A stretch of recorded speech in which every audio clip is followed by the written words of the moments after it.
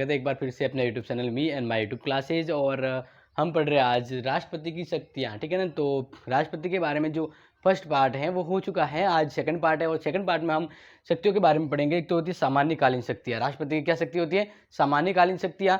और एक तरफ आपको यहाँ पे दिख रहा है वो है कि संकटकालीन शक्तियाँ। तो सामान्य स्थिति का मतलब ये है कि जब देश में सामान्य स्थिति इन कंडीशन हो तब राष्ट्रपति को क्या पावर होता है, और इमरजेंसी हो तब क्या पावर होता है। तो आज हम प्रयास करेंगे पूरा सामान्यकालीन शक्ति को समझने का।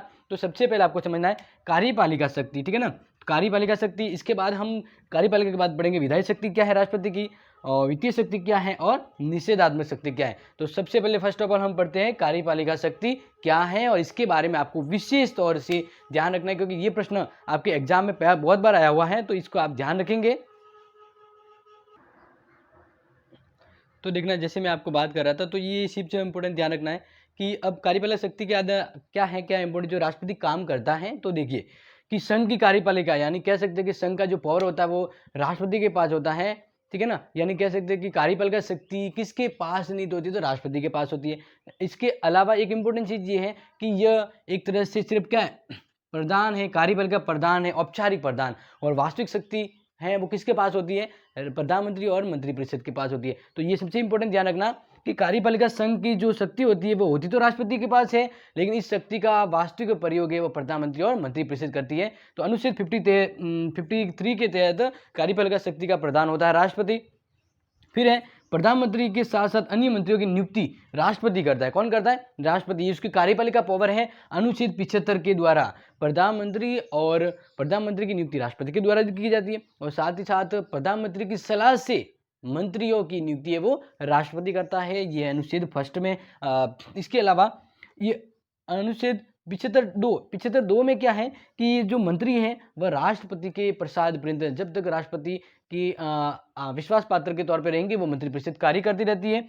और कार्य करेगी, तो ये 75 के अंदर आ जाता है अनुच्छेद 75। दूसरा इंपोर्टेंट ध्यान रखना कि मंत्रियों को उसके पद की शपथ, गोपनीयता की शपथ है वो राष्ट्रपति दिलाता है। और अनुच्छेद 75 में ये वर्णन किया है कि मंत्रिपरिषद और प्रधानमंत्री को शपथ दिलाएगा राष्ट्रपति के द्वारा, ये अनुच्छेद 75 में वर्णन। इसके अलावा वेरी इंपॉर्टेंट वो ये है कि प्रधानमंत्री विभिन्न प्रमुख पदाधिकारियों की नियुक्ति करता है। तो वो कौन कौन से है, तो देखो पीएम व मंत्री, यानी ये तो मैंने बता दिया कि प्रधानमंत्री और प्रधानमंत्री की सलाह से मंत्रियों की नियुक्ति है वो कौन करता है, राष्ट्रपति के द्वारा की जाती है। और वह इसके बाद आ जाता है महान्यायवादी, यानी जो भारत का सबसे बड़ा न्याय विधि होता है महान्यायवादी, इसकी नियुक्ति भी किसके द्वारा की जाएगी, राष्ट्रपति के द्वारा। इसके अलावा महालेखा परीक्षक यानी कैग, महालेखा परीक्षक की नियुक्ति है किसके द्वारा की जाती है, राष्ट्रपति के द्वारा, ध्यान रखना है।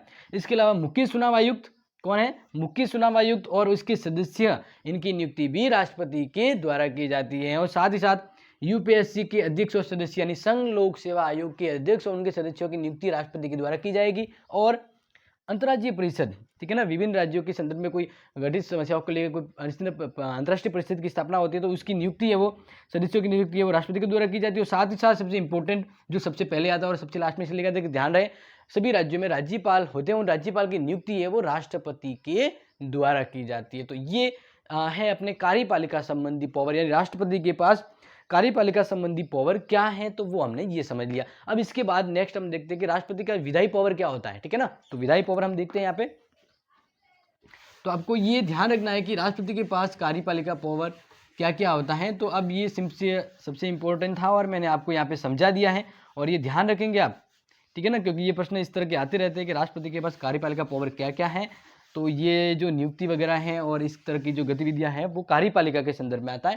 वैसे पावर तो इसके अलावा और भी है। अब देखिए दूसरी हम बात करें विधायी पावर, या कह सकते हैं विधायी शक्तियां, ठीक है ना।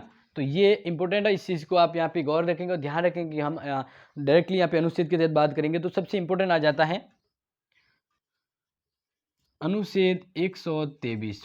अब 123 क्या है, हाँ 123 क्या है, तो ध्यान रखना है कि सदन में लोकसभा और राज्यसभा दोनों में से कोई एक नहीं हो, या एक है जिसका भी चुनाव होना हो और कोई कानून की जरूरत पड़े, कोई कानून लागू करवाना है, तो दोनों सदन होते तभी कोई कानून पास होता है ना। लेकिन अगर दोनों नहीं है तो अनुच्छेद 123 के द्वारा राष्ट्रपति अध्यादेश जारी करता है। क्या करता है, अध्यादेश देश, ठीक है ना। और ये अध्यादेश राष्ट्रपति के पास पावर है, विधायी पावर है अनुच्छेद 123 के तौर पे। अगर सदन में दोनों सदन के तौर कोई उपस्थित नहीं है तो कानून के तौर पे अध्यादेश जारी करने का राष्ट्रपति का ये पावर होता है अनुच्छेद 1, 2, 3 के तहत। बहुत इंपॉर्टेंट है और इस चीज को आप ध्यान रखेंगे। इसके अलावा सबसे पहले ध्यान रखना है कि जो जैसे सदन की जो प्रथम बैठक होती है, ठीक है ना, यानी सत्र की बैठक हम यहाँ ध्यान रखेंगे। सत्र की जो बैठक होती है इसको यही समझ लीजिए जैसे शीतकालीन सत्र या हुआ जो भी हुआ, तो इस सत्र की जब बैठक होती है तो उसमें अभिभाषण या उसकी स्पीच होती है और ये इसका एक विधायी पावर कहलाता है। क्या कहलाता है? विधायी पावर कहलाता है। तो इसको आपको ध्यान रखना है, ठीक है ना। तो ये देखिए जैसे प्रत्येक वर्ष के प्रारंभ में वह संयुक्त बैठकों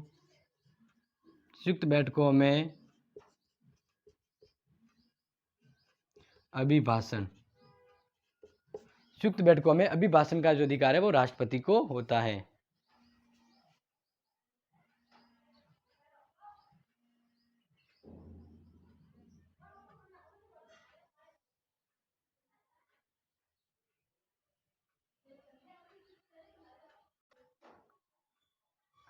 अभी अभी देखिए जैसे इंपॉर्टेंट हम बात कर रहे थे तो ये है कि प्रत्येक वर्ष के प्रारंभ या संयुक्त बैठक को संबोधित करता है वो राष्ट्रपति का वित्तीय पावर होता है। इसके अलावा संसद को मैसेज भेजने का यानी संसद भेजने का जो अधिकार है वो राष्ट्रपति के पास होता है। और साथ ही साथ कुछ ऐसे विधेयक हैं जिसको संसद में प्रस्तुत करने से पहले राष्ट्रपति की पूर्व अनुमति आवश्यक है। जैसे हम बात करें अनुच्छेद 3 के तहत अगर किसी राज्य की सीमा में क्या करना हो, परिवर्तन, या इसके अलावा इंपॉर्टेंट ये हो जाता है कि उसके नाम में परिवर्तन करना हो, सीमा या नाम में परिवर्तन करना हो, इससे संबंधित कोई विधेयक है अगर लोकसभा में या राज्यसभा में आए तो उससे पहले राष्ट्रपति की अनुमति आवश्यक हो जाती है। अब दूसरा यहाँ पे ध्यान रखें कि अनुच्छेद 110 का मतलब है कि धन विधेयक या बात करें वित्त विधेयक, ठीक है ना। तो वित्त विधेयक ये तो पता ही है कि सबसे पहले लोकसभा में प्रस्तुत होता है, लेकिन लोकसभा में प्रस्तुत करने से पहले राष्ट्रपति की उस पर अनुमति आवश्यक, यानी राष्ट्रपति अनुमति देगा तभी धन विधेयक है वो सदन में पेश किया जा सकता है लोकसभा के अंतर्गत। तो ये अनुच्छेद 110 के तहत राष्ट्रपति के पास ये पावर होता है इसको अनुमति देने का। फिर है अनुच्छेद 117 का 3, ये इंपॉर्टेंट, इस चीज को ध्यान रखना क्योंकि बहुत बार ये एग्जाम में आ चुका है, ठीक है ना। तो जैसे भारत को भारत को कहीं पे भी पैसे की जरूरत पड़े और बजट के तौर पे जो थे पैसे वो खर्च हो गए, तो इसलिए भारत की संचित निधि होती है, तो संचित निधि में से कोई रुपये खर्च करना हो तो इसके लिए राष्ट्रपति से पहले परमिशन लेना होता है। तो अनुच्छेद 117 के तहत संचित निधि से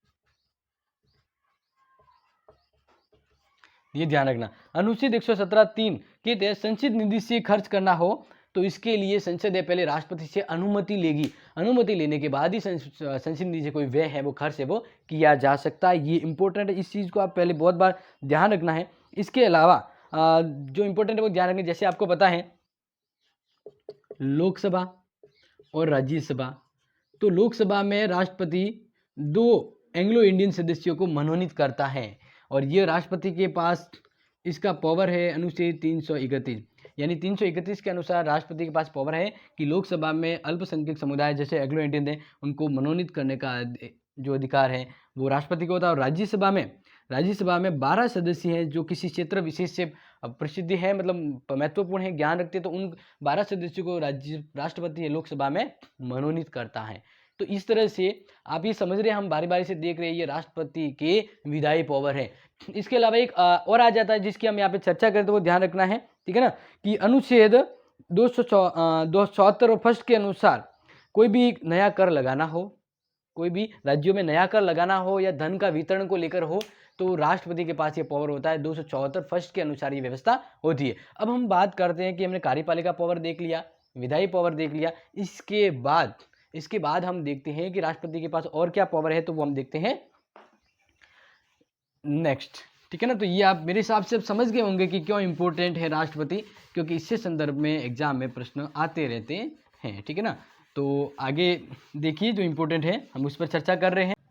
तो देखिए नेक्स्ट जो इंपॉर्टेंट आ जाती है वो ये है कि विधायी शक्तियाँ क्या, राष्ट्रपति के पास विधायी पावर क्या है, तो वो आपको यहाँ ध्यान रखना है कि ये तो अपने समझा दिया। ये जो इंपॉर्टेंट था वो ये था कि राज्यपाल है वो कोई भी विधेयक के वो राष्ट्रपति के विचार के लिए अपने पास, या राष्ट्रपति के विचारात्मक के लिए राज्यपाल अपने पास कोई विधेयक रख सकता है, तो ये पावर होता है अनुच्छेद 200 के तहत। तो ये बात अलग। अब वित्तीय पावर में देखिए कि वार्षिक वित्तीय बजट, वो जो बजट है वो लोकसभा में या राज्यसभा के संदर्भ में यानी बैठक में रखा जाता है, तो वह राष्ट्रपति के वजह से, यानी राष्ट्रपति ही वो बजट है वो रखवाता है संसद के समक्ष। ठीक है। दूसरा है कि धन विधेयक, जैसे हम बात करें 110 के, तो धन विधेयक है वो अपने संसद में पेश किया जाता है, तो इसके पहले राष्ट्रपति से अनुमति आवश्यक है, पूर्व अनुमति। ठीक है ना, तो ये इसका राष्ट्रपति का वित्तीय पावर होता है।